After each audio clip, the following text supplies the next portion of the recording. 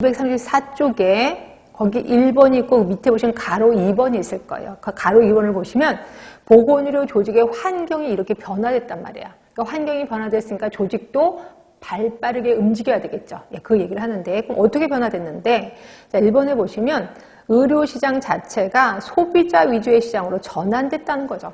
예전엔 누구 위주였는데 공급자 위주였었어요. 의사 위주였었어. 근데 병원에 가면 의사가 왕이었거든요. 근데 지금은 아니야. 소비자가 왕이라는 거죠. 그래서 소비자 위주로 시장이 전환됐다는 거고. 자, 두 번째입니다. 그래서 요새는 의사들이 치과에 가서도 의사가 막 어른인데도 저 무서워요. 그러면 그럼 좀 이따 쉬었다 할게요. 이러면서 계속 환자가 불안하지 않게끔 뭔가 도와주거든요. 그러니까 이런 거 보니까 소비자가 왕인 건 맞는 것 같아요. 자, 두 번째는 전 국민 건강보험 시대에 문을 열었어요. 전 국민 건강보험의 문을 열면서 병원의 문턱이 낮아진 거죠. 그러니까 그러다 보니까 병원이 권위적이면 사람들이 안 가. 그 병원 안 가. 다른 병원 가는 거죠. 그러다 보니까 병원이 친절해질 수밖에 없다는 거죠. 그렇게 바뀌어야 된다는 거고. 자, 세 번째입니다. 보건의료 시장이 개방화가 돼서 우리나라는 뭐 100% 개방은 아니지만 이게 개방화가 되면 정말 무서운 일이 외국 사람들이 우리나라에서 병원을 차리는 거예요. 그럼 엄청 실력도 뛰어나겠죠. 그럼 우리 다 그 병원으로 갈 거거든요. 이렇게 개방화가 되면 지금 우리나라 병원은 바뀌어야 됩니다. 당연히.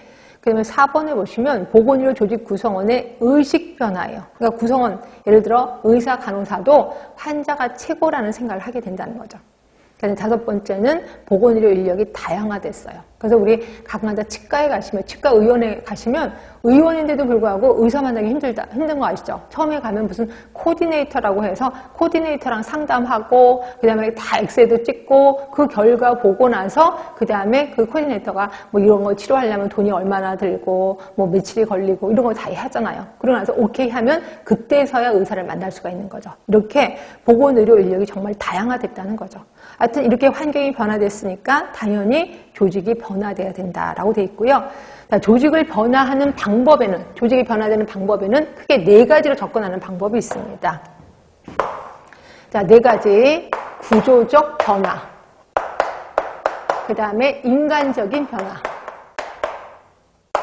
기술적인 변화, 그 다음에 과업적인 변화. 그래서 크게 혁신을 하려면 네 가지로 접근하는 방법이 있는데 이 중에서 윗사람들이 제일 좋아하는 건 요거예요. 인간적인 변화. 인간의 행태를 바꾸는 거죠.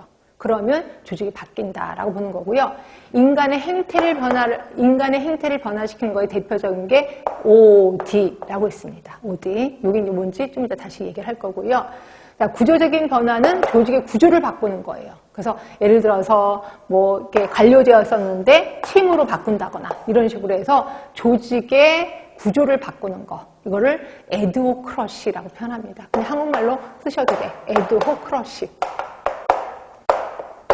자, 기술과 가업을 바꾸는 거는 뭐 그냥 그런 게 있구나라고 보시면 되고요. 여기서 종점을 둘 건 요 두 개. 구조적 변화, 인간 행태의 변화, 이 두 개에 대해서 포커스를 두겠습니다. 자, 일단 거기 맨 꼭대기로 올라가세요. 조직의 혁신, 거기에 니은번을 보세요. 니은번을 보시면 조직 혁신의 대상 변수는 A번 과업, B번의 인간, C번의 기술, D번의 구조. 그렇게 네 가지 방법이 있다라고 했고 이 중에서 과업, 인간 이것만 제가 신경을 쓰겠다라고 얘기를 했고요.